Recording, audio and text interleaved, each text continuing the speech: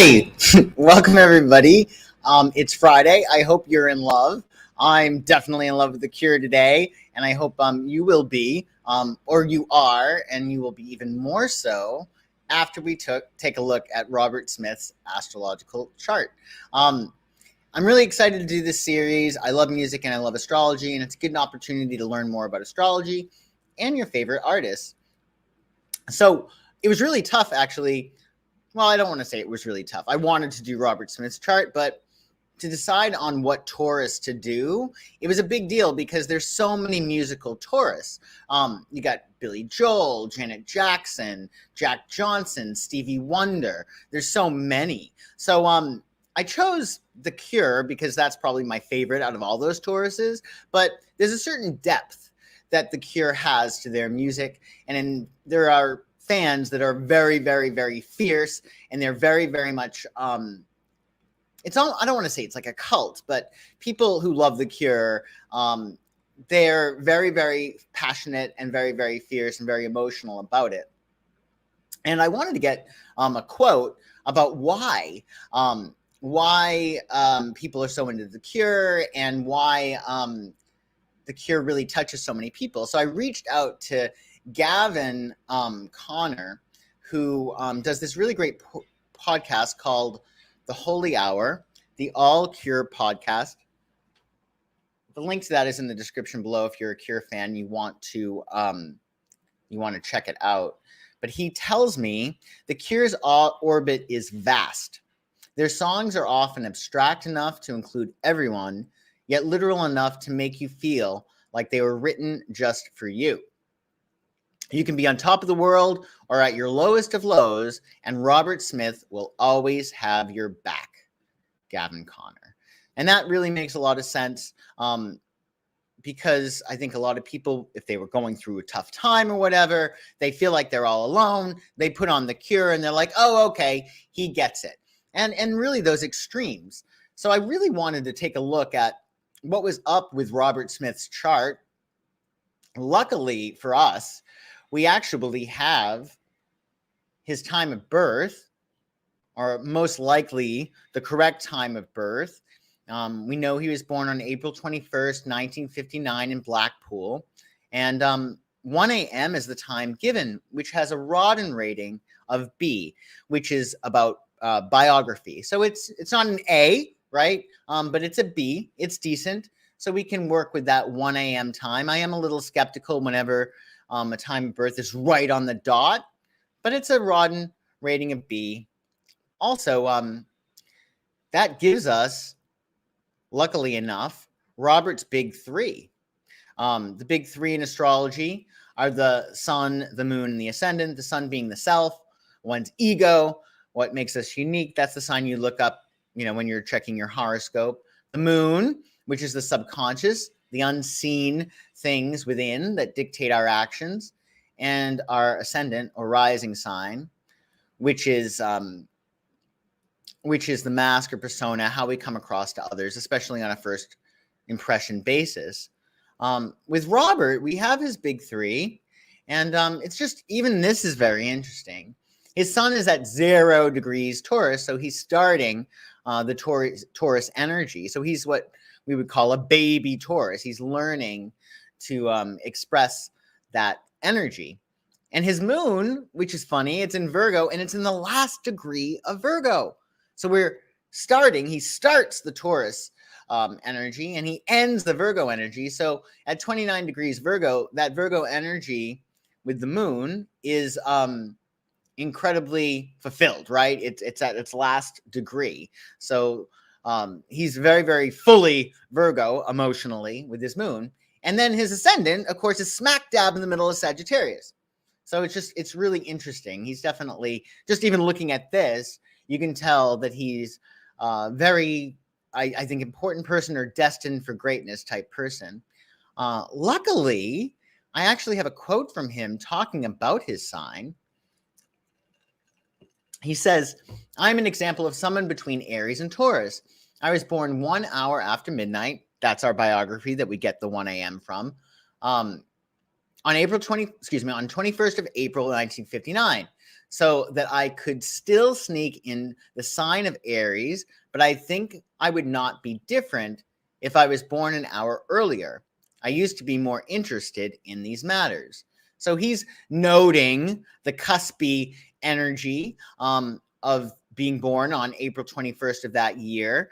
Every year, the sun, usually it's April 21st, or some years it can be April 20th or April 22nd, but usually, sometimes even the 19th, depending on the year, when the sun leaves Aries and enters Taurus.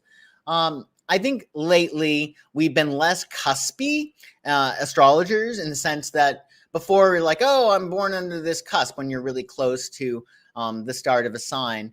But I've been really moving away from cusps lately, just because astrology is so scientific. So if you're a 1 degree Aquarius, you're a 1 degree Aquarius. Like, there's no like playing around. It's exact, right? But 0 is really interesting. If you're gonna like look at cusps, I think that Robert's 0 degrees Taurus cusp, 0 degrees Taurus sun sign is definitely very cuspy. Eleanor Kirk is very much into cusps. She believes in them. And she actually wrote in her book, The Influence of the Zodiac Upon Human Life, that people who are born on the cusp of Aries Taurus, April 21st, they are sometimes called the children of 4 horns. Here she's referencing the horns of the ram, Aries, and then the horns of the bull. Children of 4 horns on account of their invincible determination to win. And the ram, which is Aries, is fearless and busy. The bull, which is Taurus, is fearless and dominant. So that makes a lot of sense. I remember when I first got this book back in the 90s, and I realized, oh, Robert Smith, April 21st. He's the child of 4 horns, which makes a terrific amount of sense. So when we're looking at Aries versus Taurus, it's really interesting. Even though the opposite sign of Aries is Libra and the opposite sign of Taurus is Scorpio, the sign before a sign is like a rebuttal to the previous sign, or a reaction. Because Aries is the leader, right? Daylight sweeps away inhibitions and indifferences. Aries are pretty to the point, very, very clear. I like this, I don't like this. They storm into their environment with aggression.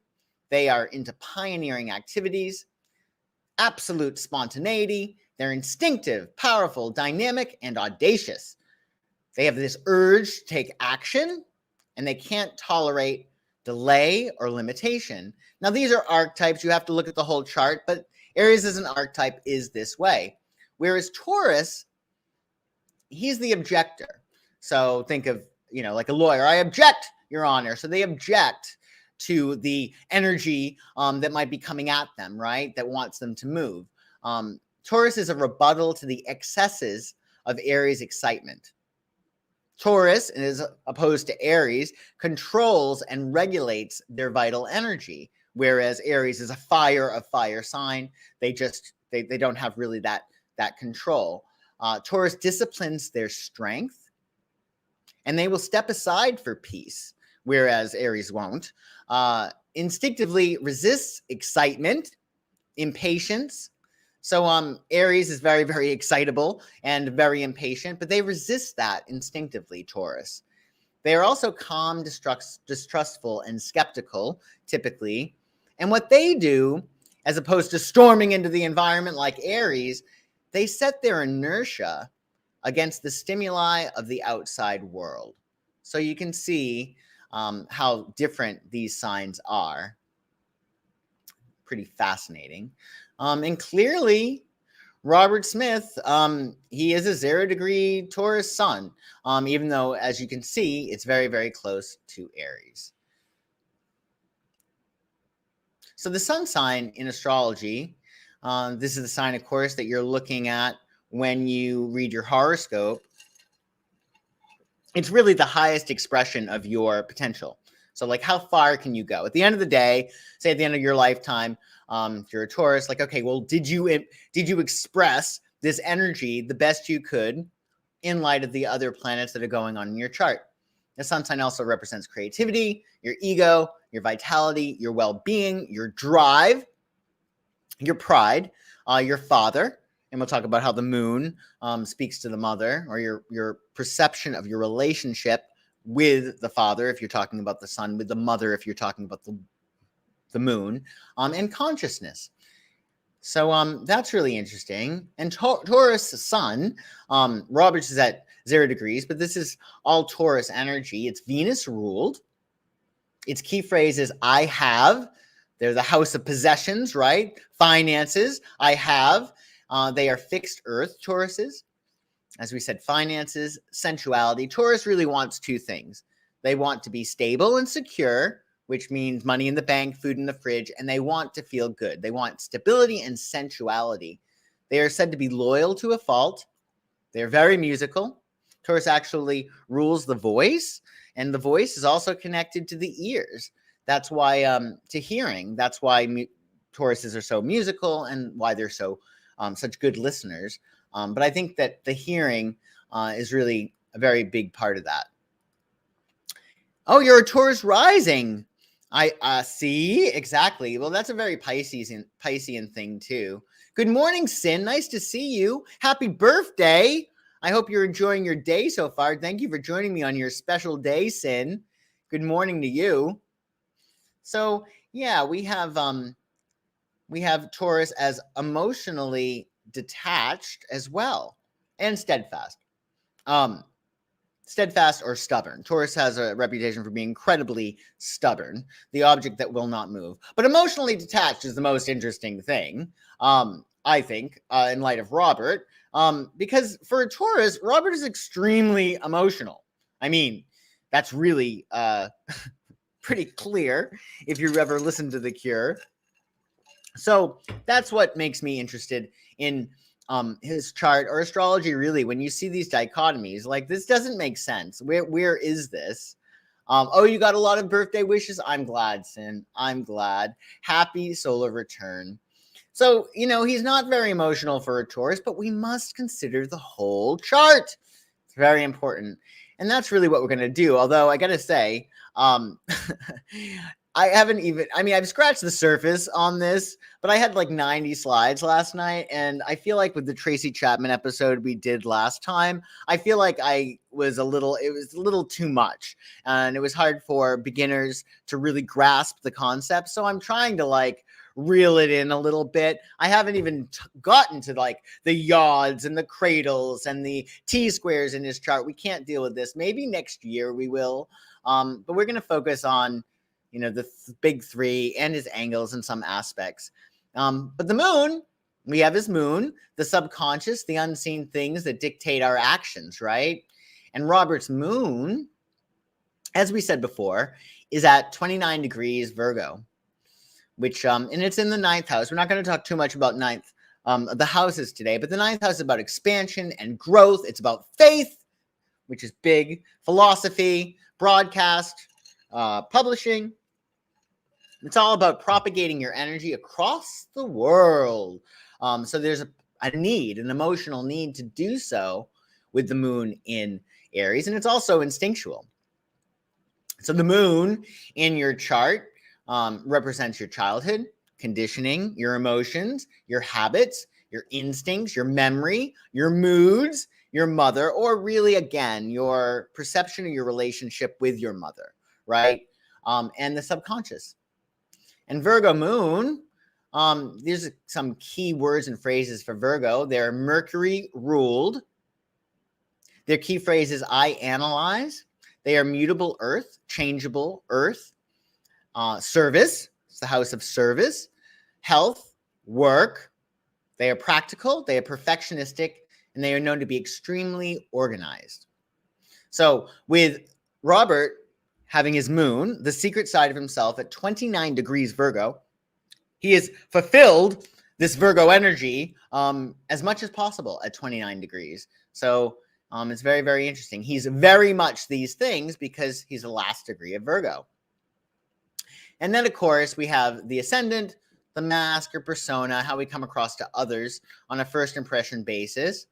And Robert has a Sagittarius rising, which is very interesting that he has a Sagittarius rising because he's a little bit gloomy. And Sagittarius is like, where's the party? They're usually extremely optimistic, pathologically optimistic.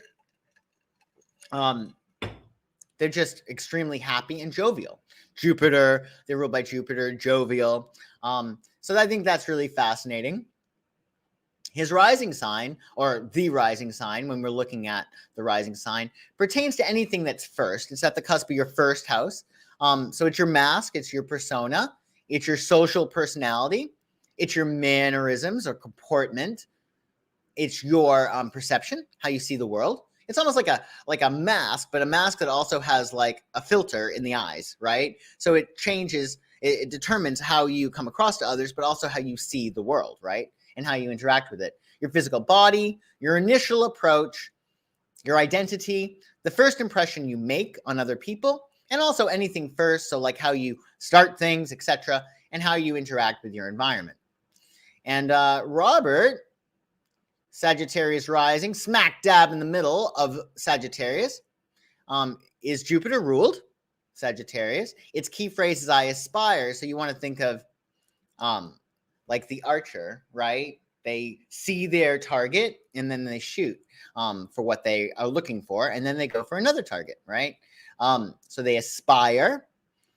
They are mutable fire, changeable fire. Wanderlust, they're wanderers. It's very, very tough to keep a Sagittarius in one place for too long. Again, you got to look at the whole chart. But wanderlust, they're very much into wanderlust, always, looking for the next flavor of the month, if you will. Faith, which is interesting because, of course, Robert Smith's album, Faith, was very, very big. Grand schemes, which I think is so Robert Smith. I mean, if you listen to, all of his songs are pretty like grandiose, right? Especially, I would say, Plain Song. Like the intro to Plain Song is just so epic, right? And even Underneath the Stars, it's very, very vast and big. So it's makes sense that grand schemes would be reminiscent of his Sagittarius rising.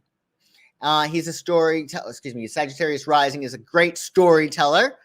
Because Sag rules the appearance, they are usually smiling with a slight overbite. Think of the horse that rules Sagittarius. And then they have a broad forehead, typically Sagittarians. You can usually tell somebody who has a very broad forehead. They usually have a lot of Sagittarius in their chart, or strong Sagittarius in their chart.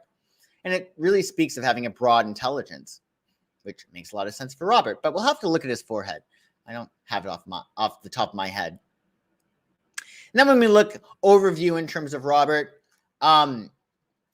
he has 7 fire planets, 8 earth, 5 air, and 3 water. So fire has to do with passion, earth has to do with stability and security, air has to do with the intellect and communication, and water has to do with emotion. And he only has 3. Out of all the elements, he has less water than anything else, which is what it looks like on the surface. But we're going to get to why that's not really the case. His polarities are very balanced. 12 masculine, 11 feminine planets. He has 8 cardinal signs in his chart. So cardinal is initiative, right? They initiate things. I call them the shit starters of the zodiac: Aries, Cancer, Capricorn, Libra. And he has 5 fixed. So the fixed signs are the ones that finish stuff, and they're stable. And they're Taurus, his sign, as well as Scorpio, Aquarius, and Leo. And then he has 10 mutable. So he's actually very, very flexible in terms of the modes in his chart. The mutable signs are, they change things, right? They transform what has been started by the cardinal and finished by the fixed. And mutable signs, of course, are Gemini, Sagittarius, Pisces, and Virgo. And his house modes are very interesting too. So he has 7 angular houses that are prominent. The angular houses are those cardinal houses. So again, it's the we're going to talk more about the angles, but that's the first house, 4th house, 7th house, and 10th house. The second houses, he has only 3, which is interesting. So those are the fixed houses, which would be the second house ruled by Taurus, the 8th house ruled by Scorpio, the 5th house ruled by Leo, and the 11th house ruled by Aquarius. And then Cadent, which is again the transformative houses, or those that are connected to those signs that are mutable, which would be the 3rd house, the 6th house, the 9th house, and the 12th house. So yeah, it's really interesting. He has he's not very, there's not much fixity, which is just so funny. I would think that he would have a lot of fixity. So it's possible that he's in his bandmates help him to finish things. That's very, very, very possible. So yeah, that's really interesting. So we're going to look a little bit about the chart ruler, because that's going to be important. We're going to get more into this a little bit later, but he has a Sagittarius rising, right? So when we look to who the chart ruler is, or what rules the chart, we say, okay, well, it's Sagittarius. Well, who rules Sagittarius, or what rules Sagittarius? Jupiter. So Jupiter is the ruler of the chart, and Jupiter is at 0 degrees, another 0 degree placement. It's 0 degree Sagittarius, which is really interesting, and it's in the 11th house. You can see over here, it's in house 11, and then we put them together. So Jupiter is the most beneficial planet. It pertains to expansion, luck, abundance, generosity, and open-mindedness. And the 11th house, where Jupiter is, governs hopes, dreams, wishes, goals, friendship, community, groups of like-minded people, and love of the masses. Love from the masses, really. It's about where you get love and energy from the collective. And Jupiter, putting it together in the 11th house, would make Robert lucky. It would make his dreams come true. Jupiter in the 11th gives excellent communication skills. It makes you very popular.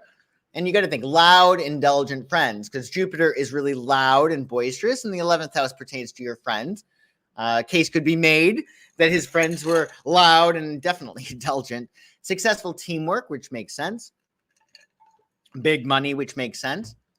And opportunities with like-minded people and humanitarian ideals, which makes a lot of sense. He actually said at one point, and this is very 11th house, Jupiter, the idea of appealing to people of a like mind and like spirit always appealed to me. Very, very interesting. But again, where's the emotion, Robert? Where's the emotion?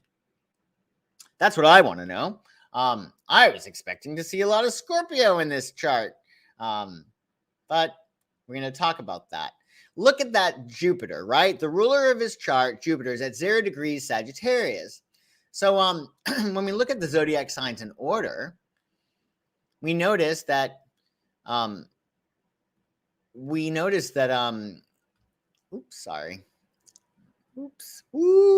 daisy. Ooh, hold up. When we look at the signs in order,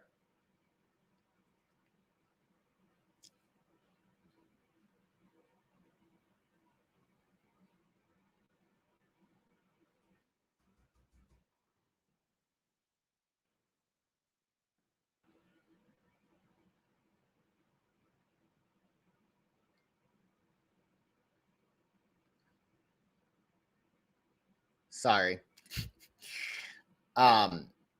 Here we go. So when we look at the signs in order, right? Sagittarius is right after Scorpio, right? And Robert has a 0 degree Sagittarius chart ruler. So here we go. Finally, we're getting someplace with the emotion. He's very, very close to Scorpio, the chart ruler. And it is 0 degrees. 0 degrees, which is, really, really, really tight. So that might be where we get the emotion from.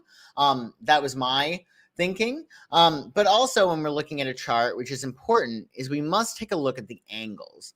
The angles are what I mentioned briefly before. They're the angular houses, right? And what's going on in those angular houses. So you have the first house angle, which is your persona, mask, personality, image, beginnings, physical body, appearance. So that's the first house. That's your rising sign, and it's ruled by the sign of Aries. Then you have the fourth house angle, the second angle, if you're going counterclockwise, which is Cancer, right? And that is the home, family, mother, property, your foundation, family of origin, the latter part of your life and endings. And then you have the seventh house, which is the house that's ruled by Libra. The seventh house pertains to marriage and partnerships, open enemies, projections upon others, and the anima animus. And then you have your 10th house. The 10th house angle is ruled by Capricorn. It's about your status, your station in the world, the father, your reputation, your profession, authority, and social values.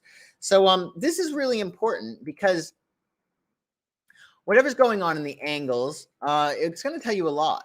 So the angles, just a little bit more about those, so you can look at them in your chart if you desire. They're generally placed at 3, 6, 9, and 12 o'clock, and they're on the cusps of the first, fourth, seventh, and 10th houses.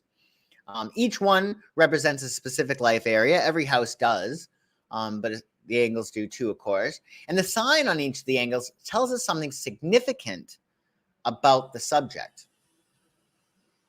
So when we look at a chart, we want to look and see if a planet makes a conjunction to one of the angles. Because if it does, the influence of that planet may be the strongest influence in the chart. So all bets might be off if you have a planet on an angle. It might contradict many of the things that that are otherwise obvious in the chart. Usually, if you have a planet right on the angle, the person will strongly identify with the traits of that planet. So when we look at Robert, we notice that his sun in Taurus at 0 degrees is right on the angle, within 3 degrees of his 4th house cusp. So that sun is on his IC, right on the angle, the 4th house. So this is going to make him identify with this energy a lot. He's definitely a sun person. And the sun in astrology pertains to your conscious mind, your will to live, your ego. It might be the part of you that is very egotistical, but it's also your censoring adult that sort of keeps your inner child in check. Your sun will keep your moon in check, so to speak. Basic identity, it's how we're learning to be, what we're learning to be. So a lot of his life is about learning to be a Taurus. Reflects the present. It's what you are at the end of the day, your sun sign. And it usually pertains to your paternal parent. Whereas again, the moon pertains to your maternal parent. And it really gives you, in a lot of respects, energy that's somewhat similar to Leo energy. He actually said at one point, whatever I was doing, even when I was at school, I never repressed anything that I felt. I wasn't flamboyant. I was actually quite reticent most of the time. But if I felt I had to do something, I did it. And that's very, very sunny. What's interesting too is, that sun gives you a sort of a Leo type energy, and Leos are known to have a sort of a royalty complex. So they really do feel as if they are royal. And it's interesting what he actually said at one point about the royal family. This isn't an interview. He said, what upsets me is that some people who I've actually admired down the line, what upsets me is that some people who I've actually admired down the years get offered a reward by the royal family, by the monarchy, and they take it, and they become lord or sir. If I ever accepted, I'm never going to get one, but I would honestly cut off my own hands before I would. Because how dare they presume that they could give me an honor? I'm much better than them. They've never done anything. Fucking idiots. Love that, right? So he has a tremendous self-esteem, which is governed by the sun, right? So that makes sense. His sunny energy gives him a lot of power, definitely. So there we go with our sun right on the ascendant. But what's interesting too, that with Robert's sun in his 4th house, he may portray very watery Cancerian traits because the 4th house is ruled by the sign of Cancer. So, there is a certain emotionality with that 4th house. Just to give you an idea, when you have the sun in the 4th house, Oops. When you have your sun in the fourth house, um, here's just a little bit about the fourth house. This is where he shines, right? In terms of foundation, unshakable centeredness. The fourth house is your private self, it's your unconscious mind, endings, cultural roots, your base of operation and where you stand, and your maternal parent. And the sun in the fourth house is very, very interesting in light of Robert. Usually, when somebody has the sun in the first house, the person is a very important part of the family. He's shown, right? Because the sun is where you shine, and the fourth house is home and family. So perhaps with sun in the fourth house, you usually have the kid who carries the family flag, right? Usually an excellent student or a sportsman. And of course, we remember sun, S-U-N, but also sun, S-O-N. Very, very important. It indicates, too, that during the course of the current lifetime, the consciousness of the individual with the sun in the fourth house is to become more self-aware. Their main concern is their inner reality and the circumstances that have gone into making them who they are. So it gives you a very reflective essence. They are given, this is key, the opportunity to understand how the emotional nature of the individual is formed from his past through personal experience and through the collective experience of his people. So I think that's really fascinating, through the collective experience of his people.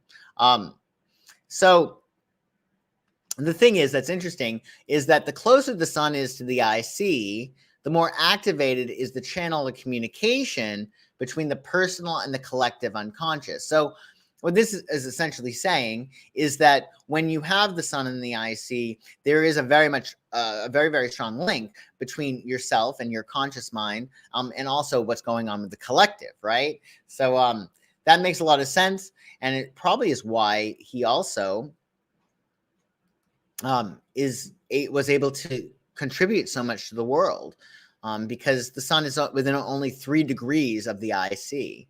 So also what's interesting is that these people with sun in the fourth are drawn to accessing and processing what's in the unconscious, and they have a keen awareness of the importance of emotion and understanding human behavior. So that makes sense, right? There's our emotion, right? Even though on the surface we don't have anything emotional or watery with Robert's big 3, when we look closer, we see that he certainly does. And with that Sagittarius rising, it's pretty fascinating. That Sagittarius rising. We're talking about the rising sign, as we spoke about. It has to do with your persona, how you come across on a first impression basis.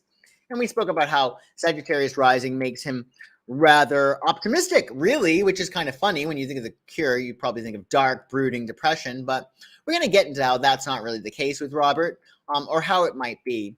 But it's important for us to look at the chart ruler. So the chart ruler is the planet that rules your ascendant or your rising sign.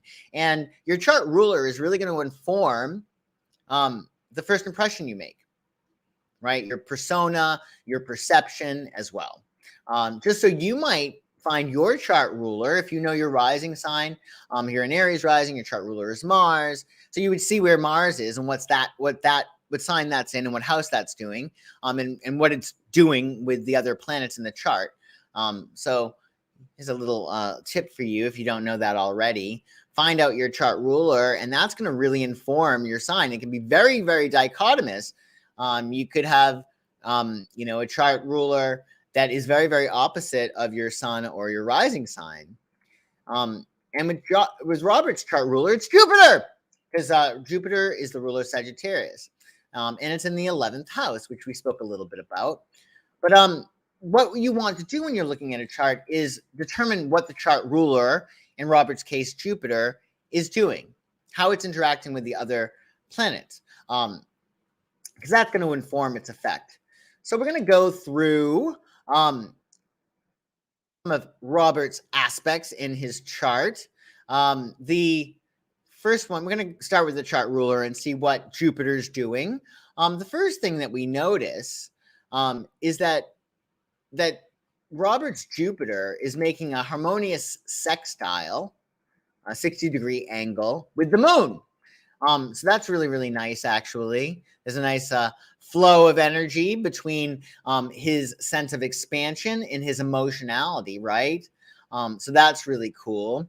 And this gives, and this is sort of, it's very, very similar to a Sagittarius rising, but a subconscious joviality. It gives an optimistic and cheerful nature. The native naturally is generous and able to smoothly express their feelings and thoughts. Well, that's very Robert. And at one point he said, I think to counteract the perception of him being like gloomy, I'm quite happy a lot of the time. I've done far more than I ever thought I would have, so I'd be very hard pressed to walk around miserable. Which makes sense, not only with that Sagittarius rising, but also with that Jupiter sextile moon. Also, he said at one point, I've always spent more time with a smile on my face than not, but the thing is, I don't write about it. Also, he said, I'm not a morose person. It's just that my best songs reflect on the sadder aspects of life. So we're going to talk about that, of course. Further, that Jupiter is making a square to Pluto. So here we go. Okay, here we get the darker aspects of Robert's chart. Jupiter expands whatever it touches, and Pluto is very much about death and rebirth and emotional trauma, quite frankly. So there's a 90-degree angle between his Jupiter, which is all about happiness and excitement and fun, and then Pluto, which is death and rebirth. And it's an awkward square. So the native may have a tendency to go overboard with this aspect and be compulsive and obsessive and take an all or nothing approach. And although I don't have a quote from Robert about how he might do this, I do remember the song Never Enough, which I'm sure you do if you're a Cure fan. However much I'm falling down, it's never enough. However much I'm falling out, it's never enough. Whatever I smile the most. It's never enough.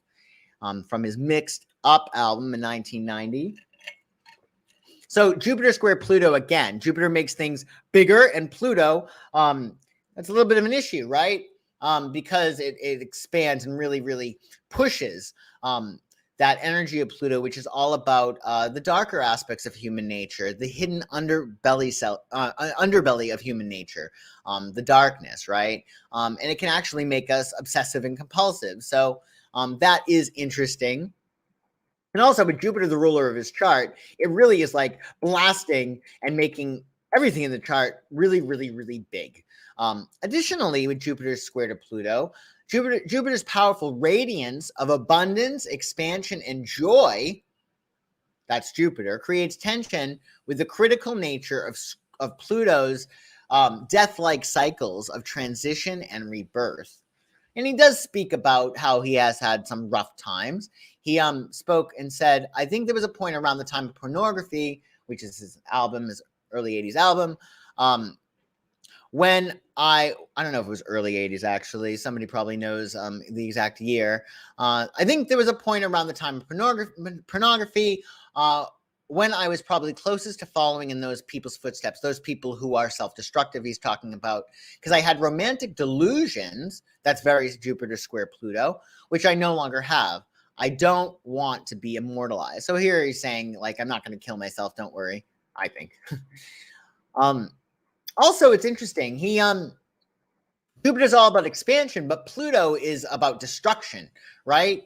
So he actually said at one point, if any of our songs ever did make it on the top 10, I'd disband the group immediately.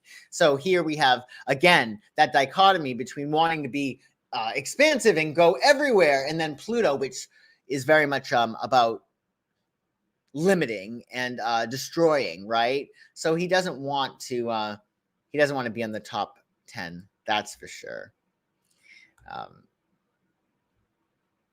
So yeah, very, very interesting. Additionally, that Jupiter is also making a quincunx to his sun.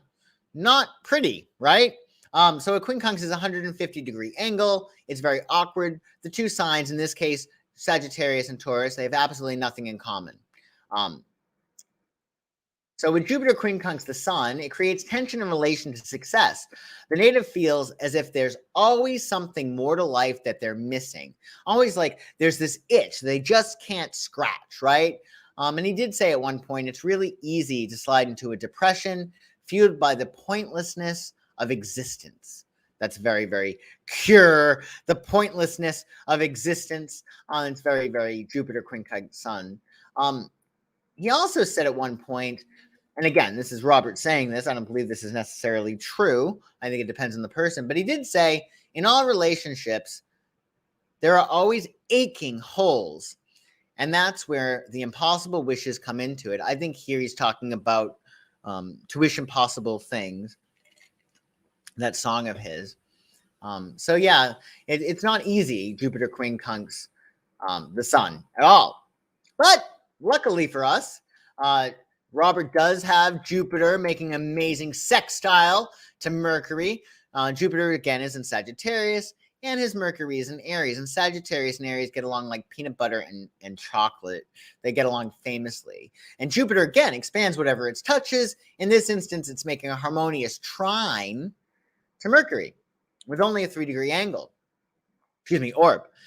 So people who have Jupiter trine Mercury have a progressive way of thinking with a high level of comprehension that can fuel their creative potential.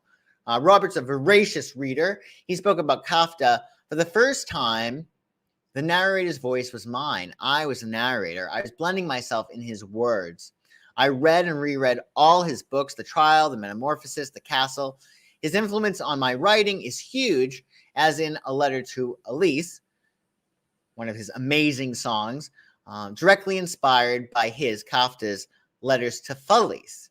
So that Jupiter trine Mercury just makes it a really brilliant mind with a tremendous amount of comprehension, which might be why so many songs are inspired by books or poetry. So it's really interesting. I believe that Gavin Connor of the All Cure podcast, The Holy Hour, he actually had somebody on there speaking about cure and literature. And, it's fascinating. And it's wonderful, too. Like, for instance, How Beautiful You Are was inspired by Baudelaire, this achingly tortured Aries French poet. It's beautiful. It's beautiful. So if you ever want to learn more about Robert and his music, well, just check out his reading list, because then you'll find, okay, well, here we go. A perfect day for banana fish. Doing the unstuck starts. It's a perfect day for letting go. I think there's a correlation there, and there's so many. He's quite the reader, quite the brilliant man, brilliant mind. Oh, thank you. Thank you very much. So pornography was in the early 80s. Okay, good to know, Amba. Thank you. I appreciate that. Oh, and your 6-year-old daughter is a Taurus. Well, I hope she's singing already. I'm sure she is. Yeah, and Kafka is a trap. Certainly is. So we also have, in Robert's chart, Pluto making a nice harmonious trine to his sun. Again, Pluto is about the darker aspects of human nature, but it's harmonizing with his Taurus sun, which makes sense because Taurus is musical. So when we look at this trine, with only an orb of 1 degree, the native does not choose a career at random. They pick fields they are deeply interested in and immerse themselves fully in their work. He said at one point, I do a job I really, really love, and I kind of have fun with it. People think you can't be grown up unless you're moaning about your job. And again, this is very, very Sagittarius. Well, why not? It's very 11th house. Like, well, if I have this desire, this dream, I can create it. So I think that's really, really important. We'll talk a little bit more about how Robert's family did facilitate his career. But really, it really comes down to him. He also said at one point about his parents that they sort of understood that I thought life was basically a waste of time unless you were doing something you wanted to do. What's the point of spending years and years doing something you don't want to do? A really, really good question. But you got to remember, Robert has not only his sun in Taurus, which is all about self-worth, like they have like a built-in sense of self-esteem in a lot of respects. So that's going to give somebody the gumption to make a career on their own. So it's really interesting. Oh, your daughter does sing nonstop. That's great. Yeah. So it makes sense that he chose a career that he wanted to do, and I think that is something that we all should really think about. Making sure that we're doing things that we love. Love does rule Venus. Venus rules love, but it also rules money. So when you're doing what you love, you do it well enough and you do it consistently enough and you'll make money doing it. Also, though, there is a darker aspect to this Pluto trine Sun. There can be a black hole feeling at the core, a powerful, intense emotional attachment to a person or event that holds terrible importance. So this does make sense. This is like the achy, on the verge of tears vocals that Robert is known for. In addition to his optimism, he did say at one point, living, it's awful for me. Robert is a little bit of a wise guy. I think that he tortures interviewers like on purpose. So you never really know. That moon in Virgo in his chart is also, it's making an awkward quincunx with Chiron. So again, that's a 150-degree angle. Chiron is about woundedness. That's rough, very, very rough. The moon's quincunx to Chiron, there may be core wounds related to home, family, and a lack of emotional validation. Interesting. Native may have had a complicated relationship with the mother and had to trust their own instincts to mother themselves. I mean, in all honesty, we all have to learn how to tap into the divine mother and the divine father as the process of individuation. Otherwise, we never really grow up or learn how to care for ourselves. But he did say, although he always speaks very highly of his family, I believe, you're never going to find, or very rarely, are you ever going to find a Taurus that says anything negative whatsoever about their family. And if you're interested in a Taurus, or you never want to say anything against your family, they will see that as a red flag, because Taurus is very traditional. But he did say, I became an adult in an extreme way. I was recently sorting some old photographs, and I found another. I think here he's talking about his song, Pictures of You. But yeah, it's an interesting, with that chironic wound there. Also, he has an opposition going on, right? Between the moon, that's at the very tail end of Virgo, very close to Libra, opposing his Mercury in Aries at 3 degrees. Now, that's a big deal too, right? So moon opposing Mercury at 3-degree orb. So the moon is your emotional life, right? Your inner world, and Mercury is how you think. And there's an opposition there. So this inner disharmony then manifests through projections onto the external world. So whatever's going on within, we project outwardly. So if I am having an issue creating harmony between my emotional state and my mind, I'm going to project that out into the world, and I'm going to find people that disagree with me, right? Because that dichotomy is within myself, and we're meeting our unlived selves and other people. He did say, I decided a long time ago that I had to subjugate two very distinct sides. One had to take over from the other for me to make the most of it. Otherwise, I'd be compromised to the extremes. I'm lucky I managed to juggle the two. I think here he's talking about his personal life and touring career, but still. Yeah, Pictures of You. I'm actually really surprised that he sold that song to Kodak. I'm sure he made a lot of money, but I think a few years back, Kodak actually used that song. I think it was Kodak. I was shocked that he did that. But again, Robert is a Taurus. They like their money, and goodness knows how much he got paid for it. I mean, really outrageous amount, I'm sure. We also have Mars in the chart. squaring his Mercury. So with this aspect, the native knows how to add zing and edge to their words, as we have seen in some of Robert's quotes. Their mind feels on fire, right? And they often encounter frustration because others don't get what they think, see, or feel. And he actually said at one point, I lose myself in music because I can't be bothered explaining what I feel to anyone else around me, which makes a lot of sense. He also has Mars opposing Saturn, which is really interesting. This is an intense placement. There's sort of like this ping pong effect with oppositions. So at times you might be very Mars-like, and that would be active, aggressive, very Aries, and then much more controlled. That would be Saturn, Capricorn, right? Stern, strict.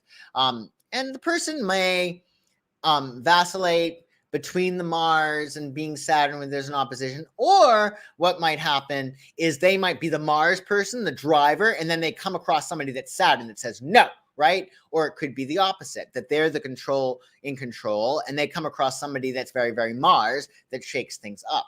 So I wasn't really sure, where this would be in Robert's life. But with Mars as opposition to Saturn, the native may have a karma with violence and or sex, leading to great frustration and disappointment before having their strong desires fulfilled. Often these needs are blocked by another person. Now, I thought this was fascinating because when we're talking about being blocked by another person, especially in terms of romance, I just thought of triangles, like love triangles. And, I couldn't really think of many offhand songs that pertain to love triangles, although I believe that there are quite a few. There's one song called, there's In Between Days, of course, which pertains to a triangle. It couldn't be me in between. I'm going to get that lyric. I can't believe I don't know it. That's blasphemous. There's In Between Days. There's also a song about three. Forget what it is. But I was curious as to whether or not there were a lot of love triangles that featured in his music, if only because of this Mars being opposed by Saturn in his chart, meaning Mars, his passion, being opposed by Saturn, something stopping him. Oh yeah, here it is. And I know I was wrong when I said it was true, that it couldn't be me and be her in between without you, which is a brilliant concept, right? So essentially, I believe my interpretation is pursuing somebody else, but really the only reason he's pursuing this other person is because of his true love. It could only be her and me in between without you. It couldn't be her and me in between without you. So essentially, it's a matter of, like, on a psychological level, maybe it's a subconscious way of getting this other person away from the person that you love. So say you love person A, but you're acting like you're loving person B. Well, really, the only reason you're loving person B is because of person A.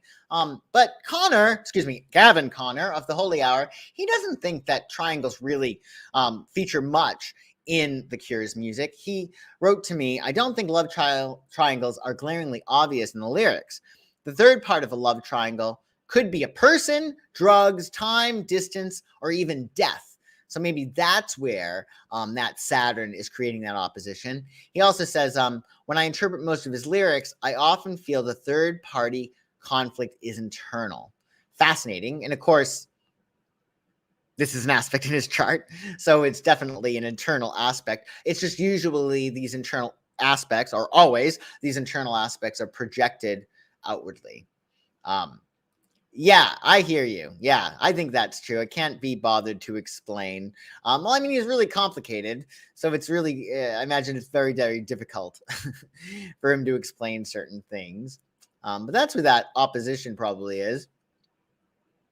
And then you have the Sun opposite the MC. So this is really echoing the Sun in the fourth house, because the fourth house is the IC, the 10th house is the MC. So when the Sun is in the fourth house, it's opposite the MC.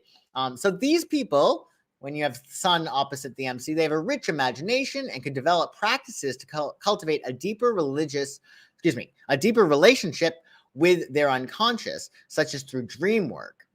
So it's interesting. He did speak about, people think it's funny that I enjoy dreaming so much. I just use it as a form of entertainment. It's very private. I don't see my dreams as separate.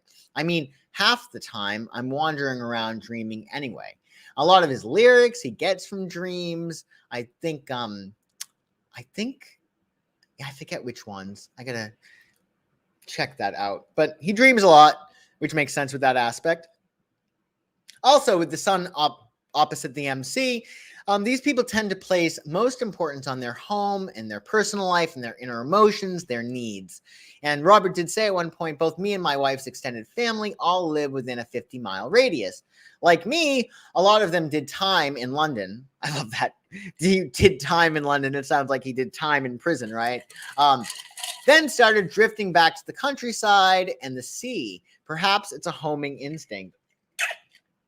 I actually, fun fact, when I went to London, I decided I was going to go on the Robert Smith tour, there's no tour. I just decided to check out Eastbourne, where he grew up, and of course, Beachy Head. So I went to Heaven. That's this like nightclub in London. And I think the night before I went to Beachy Head, because that's where the Beachy Head is the 540-foot chalk cliffs. And essentially, people go to this, I found out afterwards. Robert used to spend a lot of time on Beachy Head. It was in Eastbourne, Sussex, near there. And he used to spend a lot of time there. And the inspiration, I believe, for Just Like Heaven, in which he wakes up and Mary's not there, I believe that it was supposed to be on Beachy Head, that they fell asleep on Beachy Head, which is a notorious suicide spot. Like, people have said that they go to Beachy Head, and because of the electromagnetic waves, they feel wonky. Like, even really, really stable people, like Taurus Robert Smith, they get a little bit wonky. But he also, I think, filmed a few of his videos on Beachy Head. And I got to tell you, I went to Eastbourne, and I went to Beachy Head. And when I was at the nightclub Heaven the night before, I told people I was going to Beachy Head, and they're like, "Are you okay?" They thought I was going to like throw myself off. But I got to tell you, I've lived in, LA and Boston and New York, and I've traveled extensively, but I've never felt more uncomfortable in my whole entire life than in Eastbourne. Like, I went to the Beachy Head Tavern, and I mean, I get it.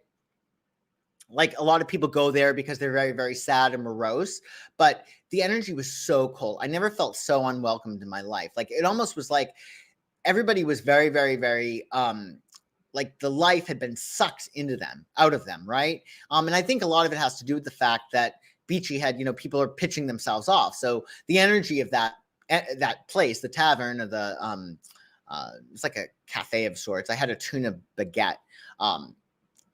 It was just really, really fascinating. And everybody seemed to be really, really old in Eastbourne. So just fascinating. In any case, he likes that. And who knows? It could have been my perception back then. But anyway, he loves home, clearly, which is a very Sun opposite MC thing. Also, with the Sun opposite your MC, a parent is most likely a major influence on shaping the native's personality, requiring him to reconcile their expectations, the expectations their family has put on them. According to Gavin of the Holy Hour All Cure podcast, when I asked him about his parents, Robert's parents, he said that both his parents were musically inclined, but more importantly, were just super encouraging of him and his siblings taking up music, though. They shared classical music with him, as he shared newly discovered rock and pop records. So Robert's parents were very instrumental, clearly. And also, and we're going to end with this aspect, his midheaven is making a wonderful sextile, a harmonious sextile to his Pluto. So Pluto is sextiling the midheaven. So Pluto again is about that darkness, right? The deep stuff, and the midheaven is about your career. So of course you can flow that Pluto energy. There's a nice flow of energy between the darker aspects of human nature and what you're giving to the world, right? So this is really, I think, very important. And according to, we're going to talk about this quote with this from this book that's really, really great. But Pluto sextiling midheaven, obsessive and compulsive tendencies can be an asset to your professional life, but a liability personally. The native usually has the ability to transform the lives of other people. Again, Pluto's transformation. Heaven is your midheaven is your place in the world, your status, what you're known for. And according to the Cure FAQ, this is an online book. You can get this. All that's left to know about the most heartbreakingly excellent rock band the world has ever known. I love that. They write, for all the humor and whimsy that infuses a large portion of his work, most of Robert Smith's music with The Cure is shrouded by a haunted darkness that is real, not a goth illusion. I think Smith said at one point, that The Cure is not a gothic band by any stretch. So, but people who are not gothic think that it is. So that's fascinating. But further, in terms of talking about his ability to transform the lives of other people, I want to end with this quote from the same source, the Cure FAQ. There is a reason why many Cure fans tend to be loners, outsiders, and outcasts. Robert Smith doesn't shy away from the basest impulses of the human psyche. That's Pluto. He has the keen ability to translate thoughts and feelings that course through us untamed, bubbling to surface in times of crises in a way that connects. Again, when thinking of his Mercury, his Jupiter, his ability to communicate. But again, times of crises, that's Pluto. He paints roadmaps to parts of ourselves that we may only barely grasp at the edges, if at all. Amazingly well said. He can put into words what we might be experiencing. So, yeah. Well, that is my Cure presentation. There's so much more to actually talk about in regard to the Cure. I'm thinking maybe if people are interested, we can do something on April 21st of 2023. We can then talk about his yods and his cradles and his T-squares and goodness knows what else. There's so much to look at. I don't want to say we just only scratched the surface, but there is so much. So if you are interested in learning more about him, maybe we'll do something next year. Does anybody have any questions at all about Robert Smith, about his chart, anything like that? Okay, so here we go. This is why, okay? So people are not necessarily suicidal, right? So you felt that way in Utah. That is probably what happened with him in Beachy Head, right? So from what I've gathered and the research I've done, even the most stable people might feel wonky on top of the cliff, and then they pitch themselves off. I mean, I didn't, obviously, but I got to tell you, the tavern, I hope it got improved. It was just very eerie going to that tavern. You need to listen to some Cure. Well, I do think that we're in the full moon cycle now, which is all about like letting go and making room for things for our Virgo season. And I really do think that The Cure is a great soundtrack to like letting go, and we have to let go of things. But thank you all for joining me. It doesn't seem like anybody has any questions. A special thank you to Gavin Connor for answering my questions. I know that if I ever have a question at all about The Cure, he is the man that I'm going to go to, and you should too. Check out his podcast. The link to that is in the description below. Thank you, Connor. Thank you, Gavin. Sorry. So for my next episode of Musicians and Astrology, well, we're going to be dealing with Gemini, right? So this could be, well, Kanye West, it could be Prince, it could be Alanis Morissette, it could be Bob Dylan. So if you have a Gemini that you want to feature Stevie Nicks, let me know, and I'll take it into consideration if there's any Gemini that you want to focus on. I shall see you this coming Monday Monday, the 22nd, for This Week Astrology, right at 9 a.m. Pacific, 12 p.m. Eastern. And also, and the link to that is actually in the description below. You can set a reminder for yourself for Monday. And you can watch it also afterwards, of course, the replay. And then a week from this Friday, I'll be doing New Moon and Virgo Taroscopes, because we have our new moon in Virgo on the 28th, the 27th of August, and we'll be doing Taroscopes. And the link to that is in the description below as well. And then finally, if you are interested in your astrological chart and what's going on, well, I can figure that out for you. I do readings via Zoom as well as phone, and we can read your tarot cards too, show you how you can make the most of your life, like Robert did. So thank you all so much for joining me. I'm glad it's been great. I'm glad you loved it. I shall see you Monday, definitely. Right as rain. It was nice to see you too. So thank you all for joining me. Thank you for watching this. If you're catching it the replay, be sure to like the video, subscribe to my channel, and if you're inclined, share. Share so we can all celebrate Robert and the cure. Have a wonderful weekend, everyone, and I shall see you soon. Bye-bye.